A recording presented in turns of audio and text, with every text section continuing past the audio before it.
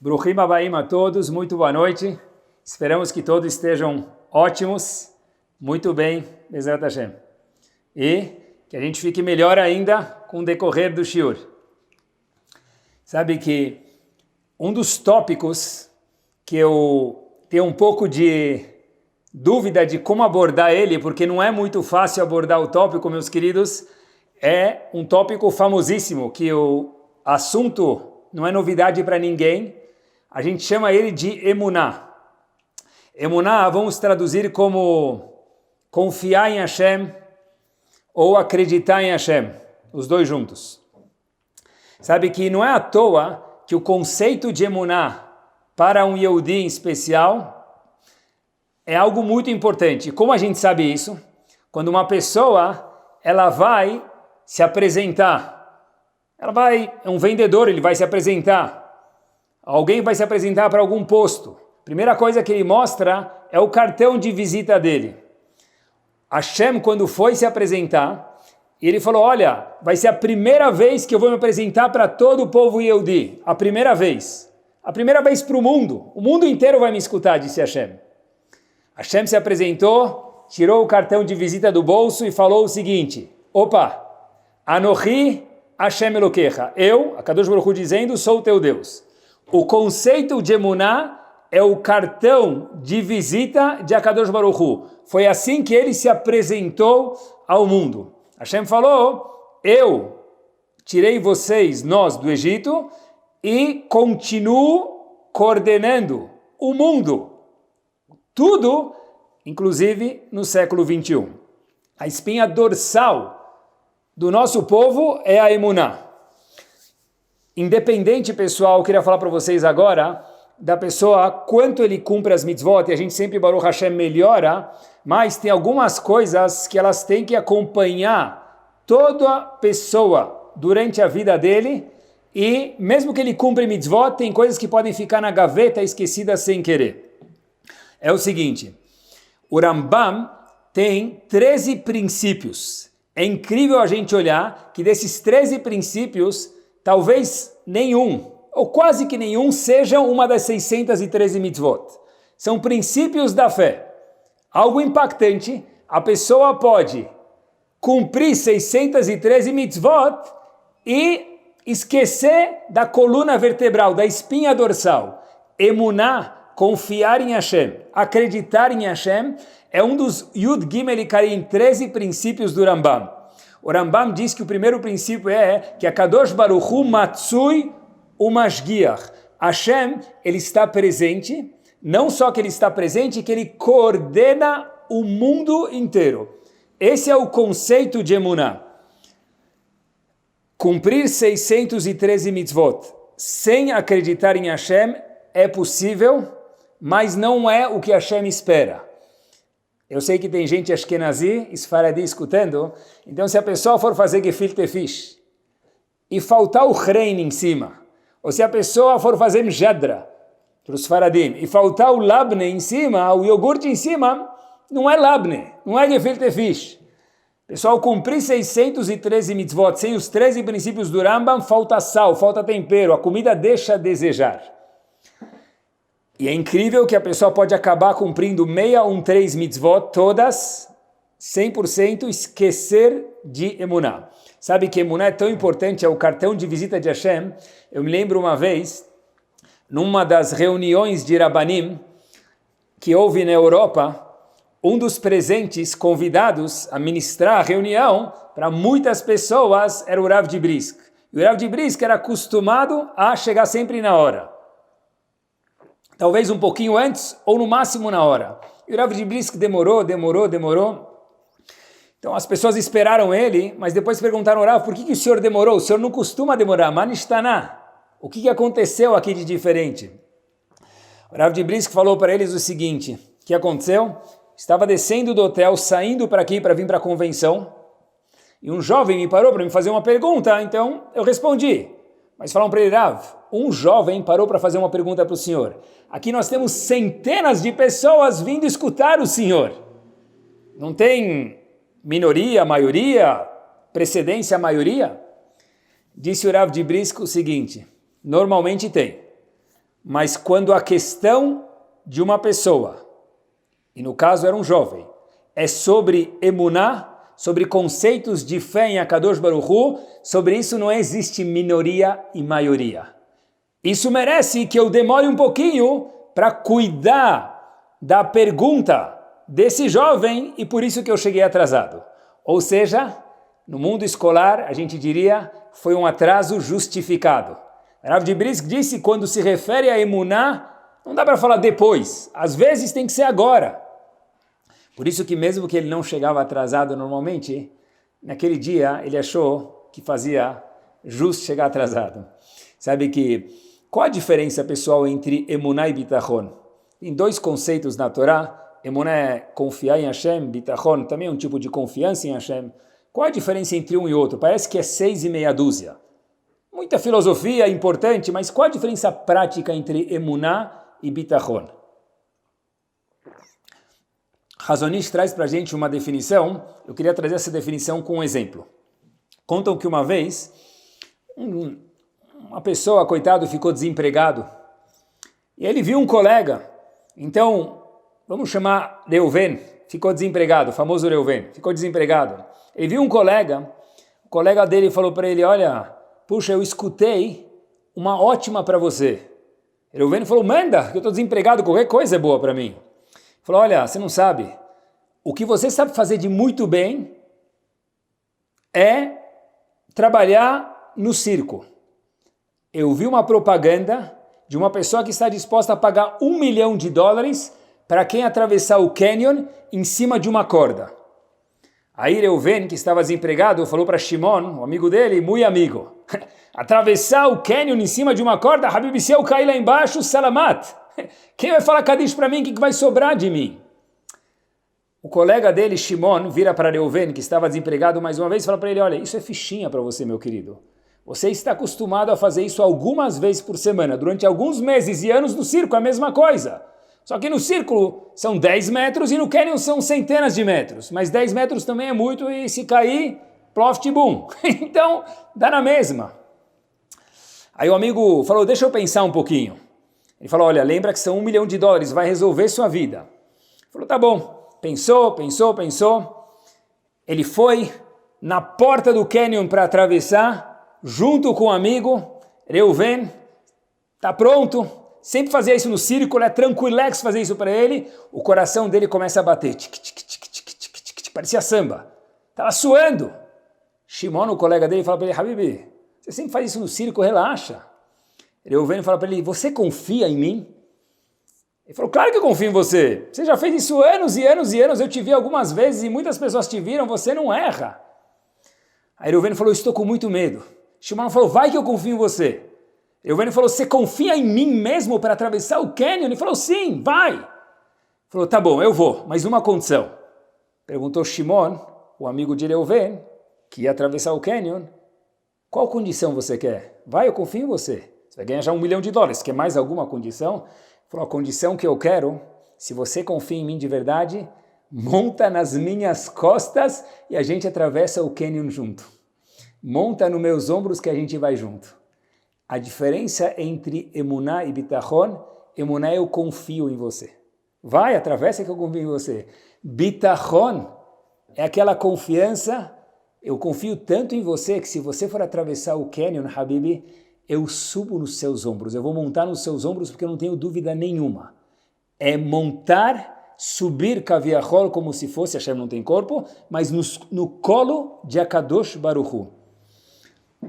E nós vamos caminhar por aqui. Acho que a gente vai falar coisas diferentes de Emuná, porque para falar o que todo mundo já conhece, não queria gastar o tempo de ninguém. Existe um Midrash em Sefer Shemot chamado Midrash Rabbah. Midrash Rabbah conta para gente, quando Moshe Rabbeinu subiu para receber a Torá, ele falou, olha, eu vou lá ficar 40 dias. E como todos sabem, as pessoas calcularam um pouquinho errado, e Moshe Rabbeinu demorou um pouquinho para descer. O que acontece é que o pessoal acabou fazendo o bezerro de ouro de uma forma muito sucinta. Pessoal, o que aconteceu? Como assim fizeram bezerro de ouro? Quem liderou eles? Liberou geral? Bezerro de ouro é idolatria. É um pecado capital para qualquer pessoa, Yehudi ou não. Como que é possível que Moshe Rabbeinu demorou um pouquinho mais, eles fizeram bezerro de ouro? Idolatria. Acompanhem comigo. Pior ainda, quem que liderou a idolatria? Quem fez isso? Quem ajudou eles a fazerem? Então eles chegaram para Hur, uma pessoa que estava lá presente, e falaram para ele: Hur, nós vamos fazer o bezerro de ouro, a gente decidiu, está desesperado. O único contato que nós temos com Hashem é Moshe Rabbeinu, ele desapareceu. Hur falou: o quê? Para com isso. Hur começou a parar, fez passeata sozinho, falou: vocês não vão fazer nenhuma passeata, meus queridos. Vocês não vão fazer absolutamente nada de bezerro de ouro. Hur falou: só passando por cima de mim. Hur era uma pessoa importante. O povo Yehudi falou: só passando por você? Ok? Então, Hur teve um final infeliz. Feliz nos olhos de Hashem, talvez, mas infeliz nos olhos de todo mundo que estavam lá. O povo, assim está escrito, matou Hur. Falou: a gente vai fazer o bezerro de ouro. Nós não vamos parar. Daqui ninguém me tira. A gente vai fazer. Fizeram o bezerro de ouro, pessoal. Tiveram a coragem. Depois dele, Aharon participou, de alguma forma, de efetuar o bezerro de ouro. A pergunta é, por que Aharon não foi contra o povo igual Hur foi fazer contra o povo? Nossos sábios contam para a gente que Aharon fez uma contagem. Aharon, irmão de Moshe Rabbeinu, falou: olha, acabaram de matar Hur. Se eu tentar parar o povo, esse povo está tão sedento de fazer esse bezerro de ouro que eles também vão me matar. Não vou ganhar absolutamente nada. Então, por conseguinte, Aharon não parou o povo. Essa é uma razão por como que pode ser que Aharon viu o povo fazendo bezerro de ouro e não fez nada. Ele não fez porque ele viu que não tinha o que fazer, que já mataram uma pessoa, ele ia ser a segunda vítima. Agora prestem atenção, que curioso. O que sobrou de Hur, pessoal? O valente.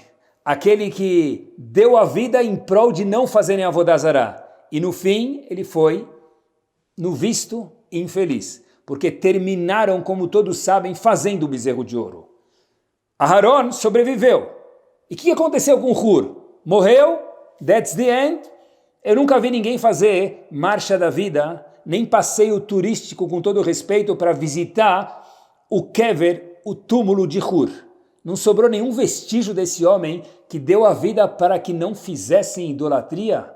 Mesmo que fizeram, tiveram que passar por cima dele para fazer. O que sobrou de Hur? Olhem que bomba que o Midrash conta para a gente. Sabe que Hur, aconteceu algo bárbaro com ele. Ou talvez sobrou uma lembrança muito grande dele. Aonde? Não tem livro de foto, não tem história. Se a gente procurar no Rav Google Hur, talvez nem apareça, ou não é algo famoso, não é ponto turístico, nenhuma selfie lá. Isso nos leva para Shad Vayakel. Olhem que bomba, pessoal. Falando em Emuná. Um novo prisma, talvez, de Emuná, mas é Emuná. Uma das construções que todos sabem que mais glamurosa que houve no mundo, incluindo Rua Gabriel Monteiro da Silva, Fifth Avenue, construções lindas. Uma das construções mais belas que houve fisicamente, fora espiritualmente, que também óbvio que era o Mishkan, o tabernáculo. Quem foi o arquiteto do Mishkan, meus queridos? Quem foi? Que conselho de arquitetura ele passou? Qual faculdade ele passou? Ele fez curso em que lugar em Paris? O arquiteto do Mishkan, que era uma construção espiritual e física, lembro de novo, bárbara, linda, esplêndida, 6 stars, Dubai, foi um menino de 13 anos de idade. Qual o nome dele? Betzalel. O Talmud diz no Tratado de Brachot que Betzalel vem das palavras Betzel El, ele estava na sombra de Hashem. Mas, espera aí, como que ele estava na sombra de Hashem? Como que ele era um reflexo de Hashem? Da onde ele veio? Qual a história desse menino que construiu o Mishkan, que foi o arquiteto do Mishkan, meus queridos? Onde ele foi formado? Qual o conselho de arquitetura ele participou? Diz o Pasuk, Betzalel, da onde ele veio? Os faradim costumam dizer Betmin, de que família ele veio? O Pasuk conta para a gente em Parashat Vayakhel. Betzalel, filho de Uri. Thanks, não ajudou nada. Quem era Uri? Diz o Pasuk, mais uma geração, Habibi. Ben-Hur, filho de Hur. Ou seja, Betzalel era filho de Uri e Uri era filho de Hur. Resumindo, Betzalel, o arquiteto de 13 anos de idade, meus queridos, que construiu o Mishkan, era neto de Hur. Durante 2 gerações, desde que Hur morreu, para impedir o povo de fazer idolatria e não foi sucedido, Hur nem apareceu no jornal, nem sobrou memória dele. 2 gerações depois, Betzalel ben Uri ben Hur. Hur teve um filho chamado Uri, que por conseguinte teve um filho chamado Betzalel, de 13 anos de idade, formado na Yeshiva e na faculdade de nowhere, nenhuma. Qual o mérito dele? Diz a Torá para a gente, esse bar mitzvah boy, esse Mr. Bar Mitzvah de 13 anos de idade, surgiu do mérito de Hur.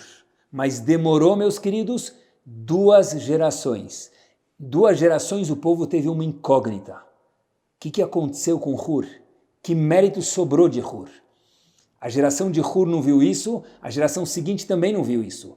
A terceira geração, que era de Betzalel, viu um menino de 13 anos, neto de Hur.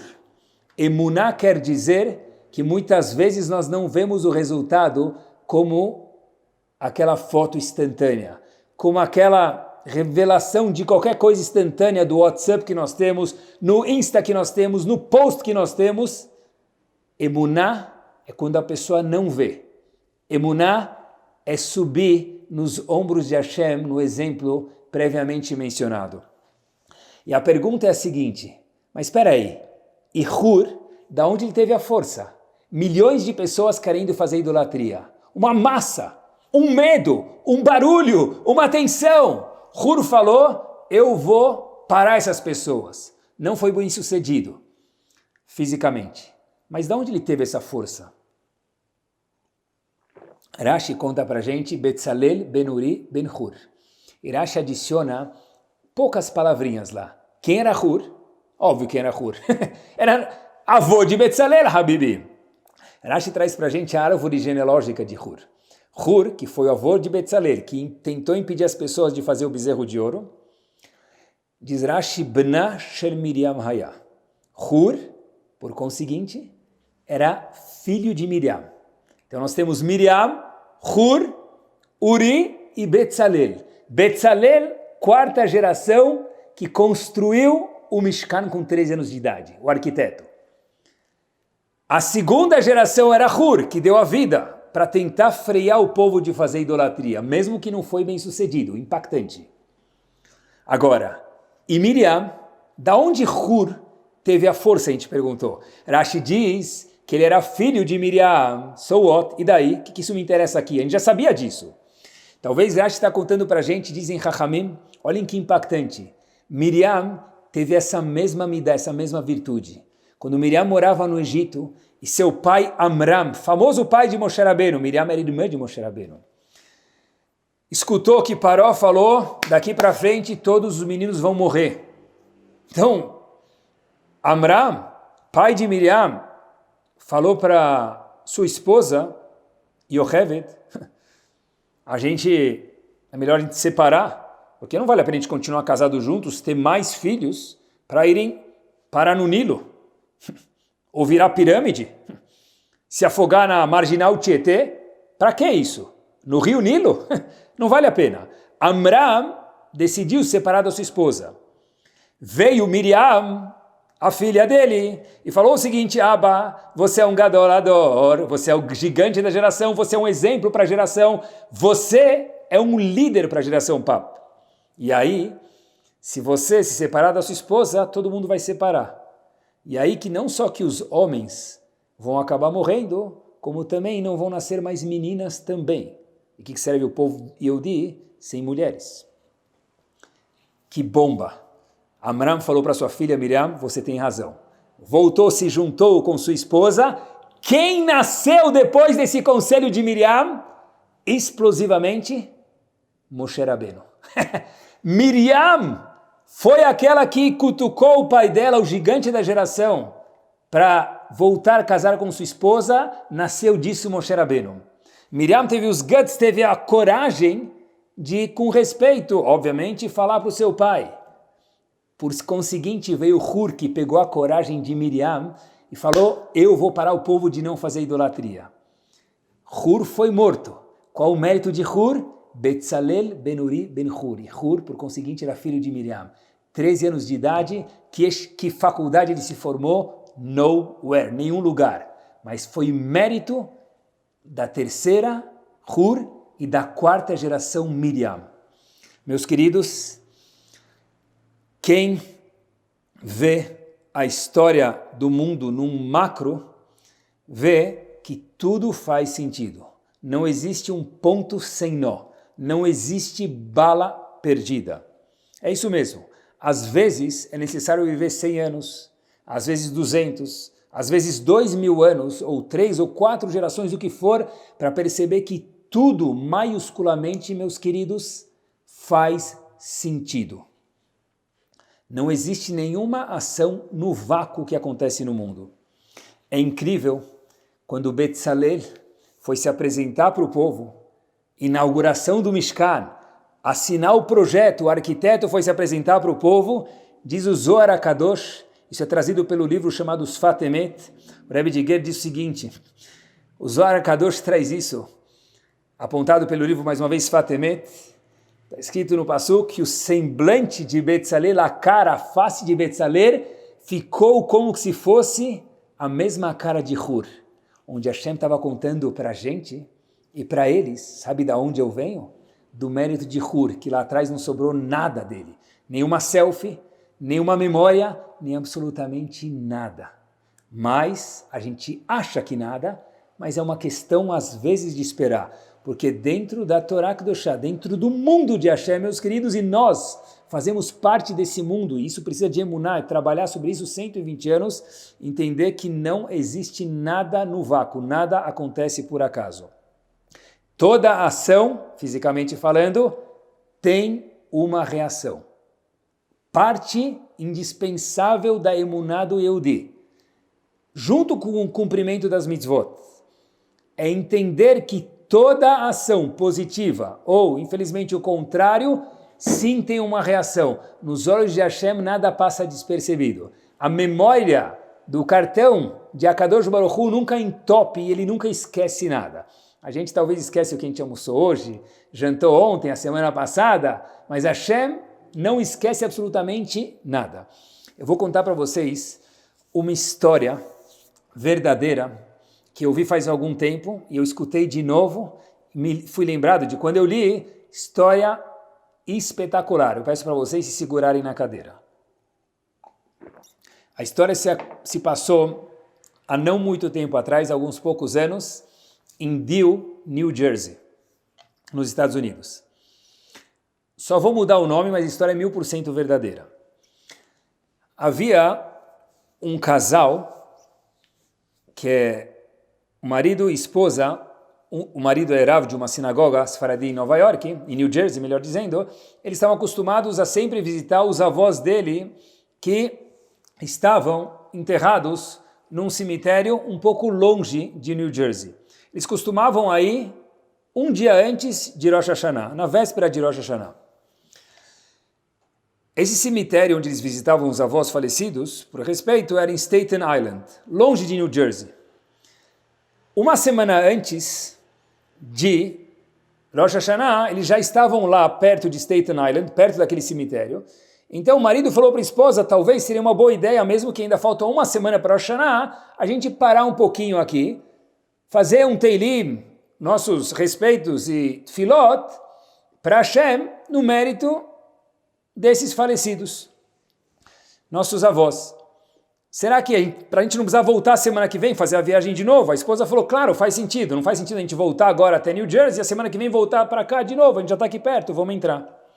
Eles entram para falar alguns Teilims e pessoal, eles escutam um barulho lá perto. No cemitério qualquer barulho é assustador. Eles escutam um barulho, eles olham, o marido e a esposa olham, o que eles veem? Eles veem lá um grupo de pessoas sentados no chão.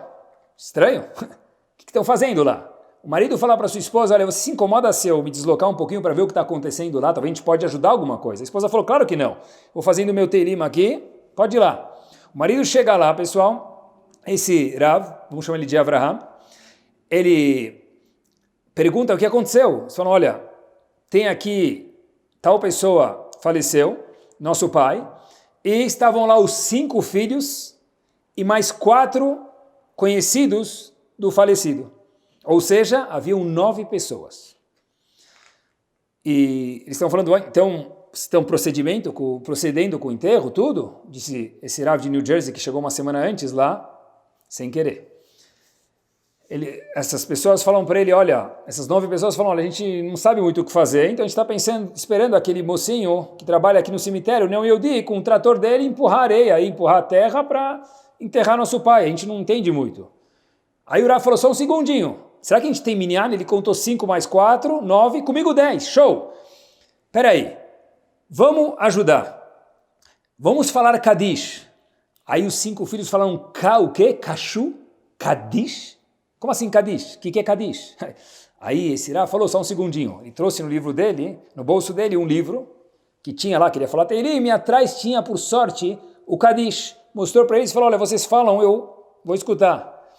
E eles mal sabiam de que lado que se lia aquilo, porque não sabiam ler hebraico. O Rav não tinha nada transliterado, falou para eles o seguinte, olha, só um minuto, eu vou falar palavra por palavra e vocês repetem atrás de mim. E o Rav falava Itgadal, e eles Itgadal. Veit Kadash, Sheme, Sheme, and so on, daí por diante. Conforme foi passando, fizeram Kadish, e esses filhos falaram, olha, falaram para o motorista lá do trator, não, Yehudi, vem jogar terra, para cobrir nosso pai. Aí o Rav falou, como assim? O respeito é que vocês joguem a terra, vocês são filhos dele, vocês são familiares dele, joga a terra, então, para jogar a terra em cima da pessoa, do falecido. Eles falam, olha, a gente está muito bem vestido, terno, gravata, tudo roupa nova, a gente não quer mexer com terra. A gente já falou o Kadish, muito obrigado pela ajuda, acenaram para o homem do trator e foram embora. O Rav ficou sozinho lá com o falecido. Ele falou, eu não posso deixar ele sem respeito, existe uma mitzvah de cuidar mesmo de um falecido, óbvio que de um vivo também. Então pegou e começou o Rav sozinho a jogar terra, suando, jogando terra, cobriu, e aí depois ele falou para o mocinho, olha, por favor, pode terminar. Até que o mocinho do trator falou, Habibirá, você fez tudo sozinho, não tem mais nem o que terminar quase. E aí, esse moço do trator falou o seguinte, olha, já que o senhor fez tudo, deve ser que o senhor conhece o falecido, mesmo que Rav obviamente não conhecia, falou para ele, por que o senhor não coloca a plaquinha com o nome dele aqui em cima? Falou, tá bom. Ele colocou o nome e terminou. O nome do falecido era Simon Pollack. Shimon Pollack. Rav não conhecia, não é ninguém famoso, nem um ator de Hollywood e nem um gadolador, não se preocupem. Ele fala para o falecido, olha, eu peço desculpas por qualquer coisa, eu tentei o meu melhor mesmo sem te conhecer, eu sinto muito pelos seus filhos, descanse em paz. Ele foi embora. A história continua. 1 mês depois, 2 meses depois, aquele Rav, que nós chamamos de Avraham, de Deal, New Jersey, fazia aniversário de casamento. Então vieram os familiares dele, de alguns lugares dos Estados Unidos, visitar ele e comemorar a festa do aniversário de casamento deles. E no meio, ele está sentado do lado de algumas pessoas lá na festa que fizeram para ele, então esse Rav de New Jersey Deal, que acabou chegando sem querer no cemitério uma semana antes, contou a história, falou, eu estava no cemitério, olha como tem gente que não sabe nada, infelizmente, Nem sabiam falar Kadish, eu fui ajudar, de repente na hora de enterrar, eu enterrei ele sozinho, sem saber quem era, os filhos foram embora, para não sujar o terno. E ele falou, olha, e eu fui até colocar a placa, Shimon Pola, que, puxa vida, tomara que esse homem descanse em paz. Na hora que ele falou isso, um dos familiares desse Rav, que tinha feito o enterro sozinho, ficou em silêncio e falou, Shimon Polak? Você sabe quem era Shimon Polak? Ele falou, não, nunca ouvi esse nome, claro que eu não sei. Mas você conhece? Ele falou, eu conheço. E você também conhece. Falou esse familiar para Avraham, Rav Avraham, que acabou fazendo o enterro daquele Shimon Polak. Eu vou te lembrar, 52 anos atrás. Pessoal, passa frio na espinha dorsal essa história. 52 anos atrás. Você, querido Rav Avraham, que hoje mora em Deal, New Jersey, e é famoso, morava em Seattle, em outro lugar nos Estados Unidos. E lá a gente tinha um Beit Knesset, uma sinagoga, um knis, era tudo. E a gente viu que os jovens estavam crescendo e se perdendo.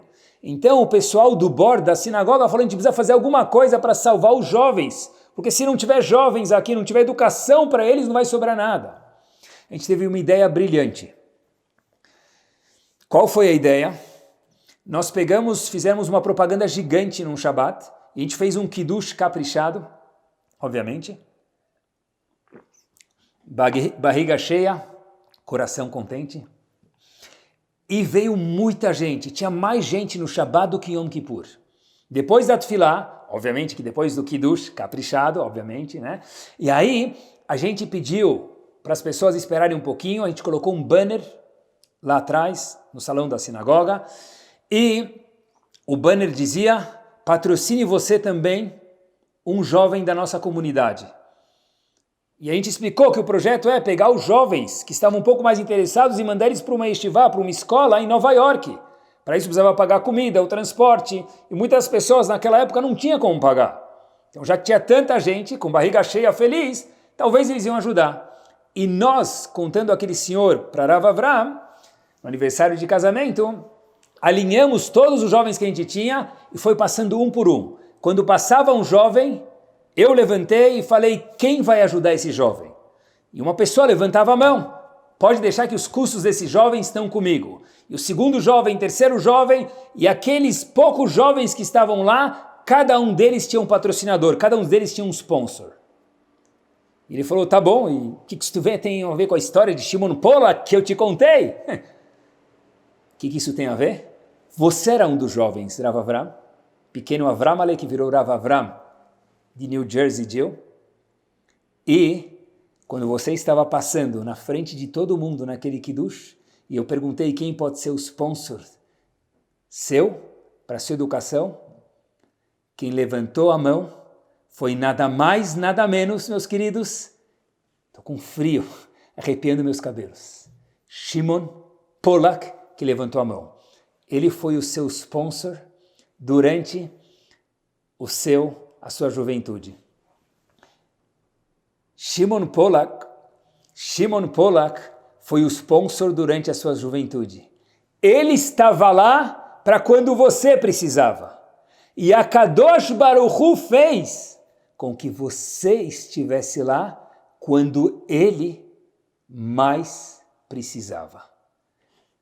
Emuná é entender a fundo que dentro da Torá Kedoshá, dentro do mundo que nós vivemos, existe algo chamado, não existe ponto sem nó. Não existe, meus queridos, bala perdida. Toda ação, literalmente, todo pensamento, na física é toda ação tem uma reação. Dentro da Yahadut é toda ação, toda boa intenção, todo pensamento tem uma reação. Mas eu não vi. A gente não viu Hur.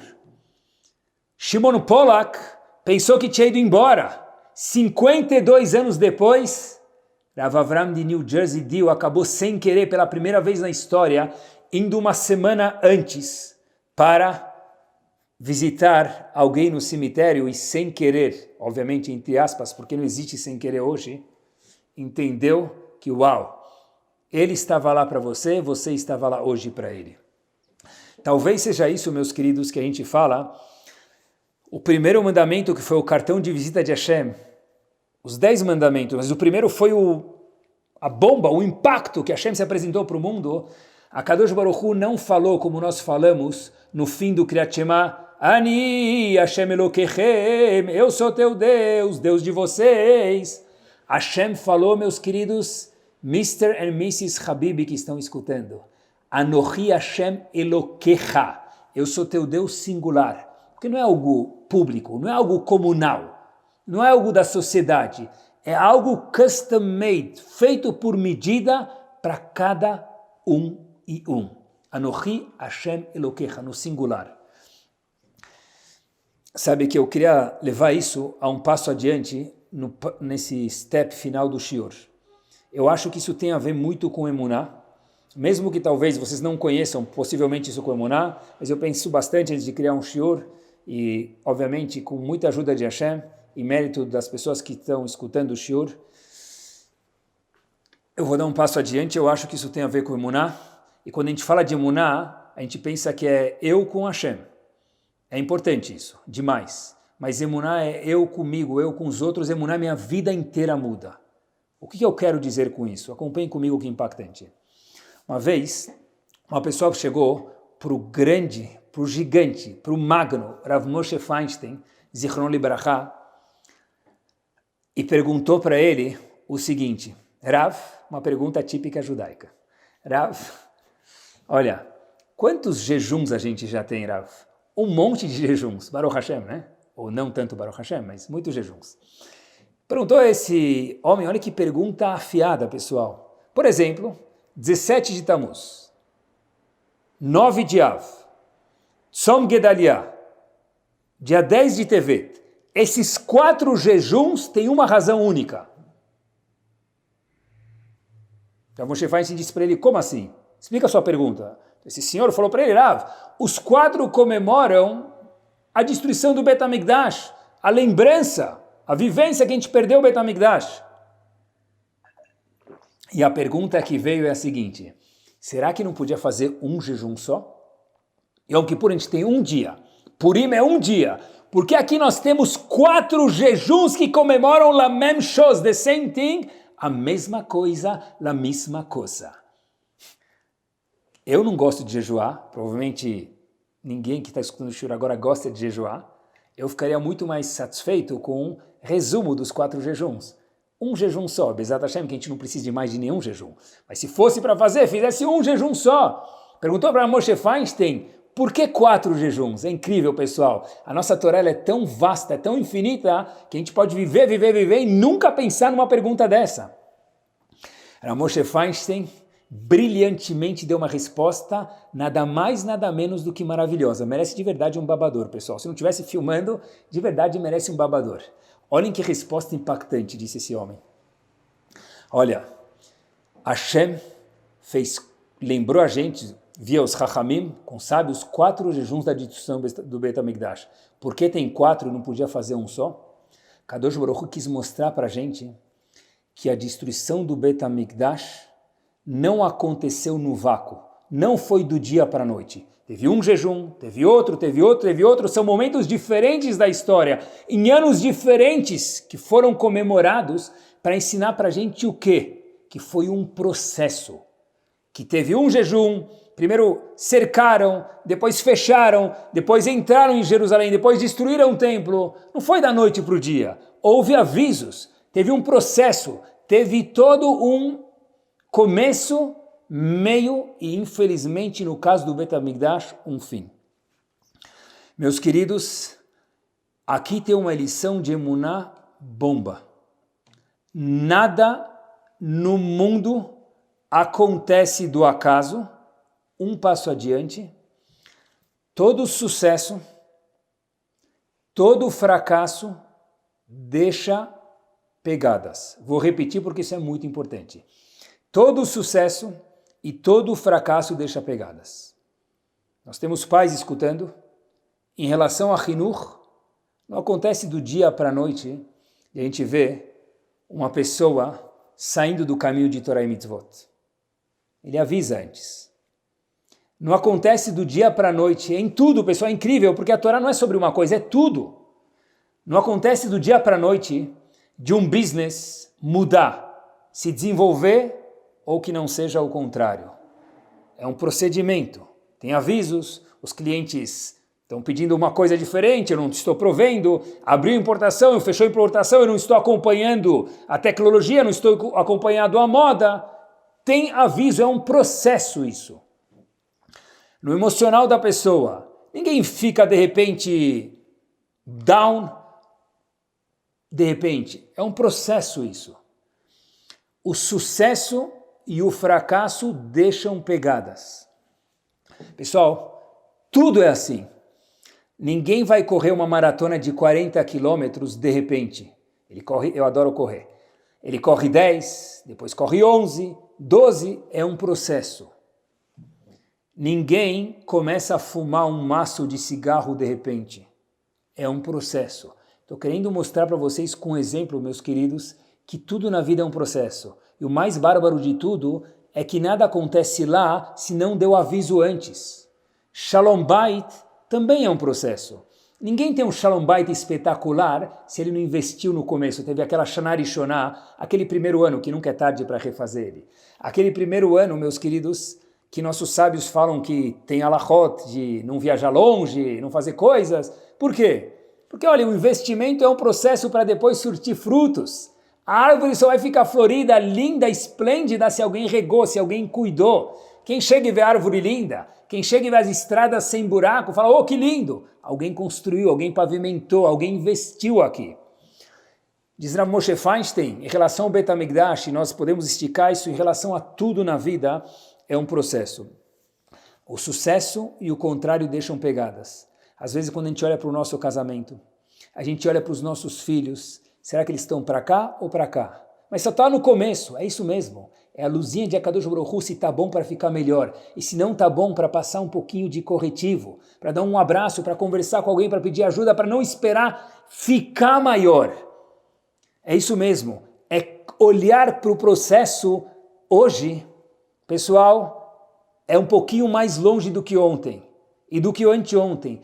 É cuidar para que o processo não bom melhore e o contrário também. A gente não vê um filho, pessoal, que não conversa com os pais de repente. A gente não vê uma mulher que não conversa com o marido que não conversa com a mulher de repente. É um processo. O sucesso e o contrário deixam pegadas. Eu acho que essa é uma lição bárbara.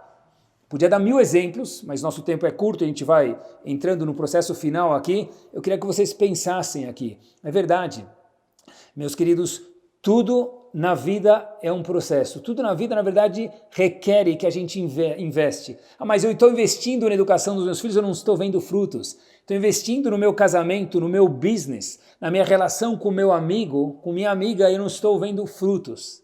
Espera aí, a gente acabou de falar que Hur também imaginou que não teriam frutos, mas Betzalel foi a terceira geração que apareceu frutos. Shimon Polak também pensou que não iam surtir efeitos. Não fez para surtir efeitos, fez pela mitzvah, certeza. Mas a Kadosh Baruch Hu falou, peraí, no meu mundo tudo tem ação e reação. O Yehudi tem que acreditar ao máximo e entender, e eu acho que isso é emuná, acreditar, pessoal, quando eu me esforço para não conversar no Bet HaKnesset, quando eu me esforço para fazer o Shabat um pouco melhor, com minyan por enquanto, sem minyan, o que for, Hashem está olhando. Ah, mas eu não estou vendo. Habibi, vai ver, se Deus quiser, muitas alegrias. E se por acaso não vê hoje, Hashem espera o melhor momento para que aquela semente brote a fruta, a árvore, a flor mais linda do mundo. E eu vou terminar com uma história bomba, pessoal. Com isso a gente finaliza. A história aconteceu verdadeiríssima. Eu li ela o ano passado, procurei que ela é verdadeira. Eu estava nas férias e eu falei, uau, que história. Eu não consegui não contar para as pessoas ao meu lado, mesmo que era nas férias. Então prestem atenção, pessoal, olhem que bomba. A história aconteceu no sul de Israel, e com essa história a gente termina. Num lugar chamado Netivot, no sul de Israel, um uma das pessoas que dá shiur, dá aulas do projeto Arachim em Israel, foi convidado para ir para lá. Ele foi para um lugar distante que não conhecia muitas pessoas, muito de Torá. Ele foi passar o Shabat e dar shiur. Então, colocaram ele para dormir na casa de uma pessoa, ele chegou perto do Shabat, ele colocou as coisas, agradeceu e direto foi para a sinagoga, onde aconteceu toda a programação de sexta-feira à noite. Rezaram, comeram, ele deu shiur. Terminou todo o programa, todo mundo adorou, fala muito bem, muito carismático, um sorriso. Todo mundo adorou a drachá. Falou obrigado. Esse homem também falou obrigado, começou a andar em direção à casa onde ele estava hospedado, e ele lembrou que ele não lembrou de perguntar o nome de onde ele estava hospedado, nem o nome da rua. Mas ele falou, deve ser fácil. Ele começou a andar na rua, ele não via uma pessoa sequer naquela escuridão, sexta-feira à noite, todo mundo dorme cedo, mas lá o pessoal fez shiur, comeu, ficou, então era tarde, ele não viu ninguém.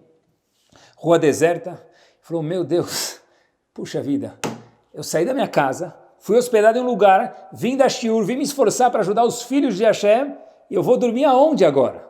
Obviamente que sem ter o que fazer, ele volta para a sinagoga, ele sobe na sinagoga, ele sai do salão, né, naquela parte, ele saiu, voltou, subiu na sinagoga, e ele escuta um barulho. Tinha um barulho de alguém estudando. Falou, quem está estudando Torá nessa hora da noite?